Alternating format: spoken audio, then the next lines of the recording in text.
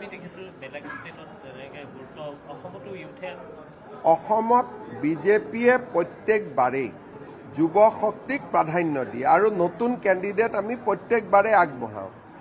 এইবাৰ নতুন কেণ্ডিডেটৰ সুবিধা বেছি, কাৰণ আগতে বিজেপিয়ে 103টা সমষ্টিত প্ৰতিদ্বন্দ্বিতা কৰিব নোৱাৰিছিল। আগতে বিজেপিয়ে মেক্সিমাম 90টা সমষ্টিত প্ৰতিদ্বন্দ্বিতা কৰিব পাৰিছিল।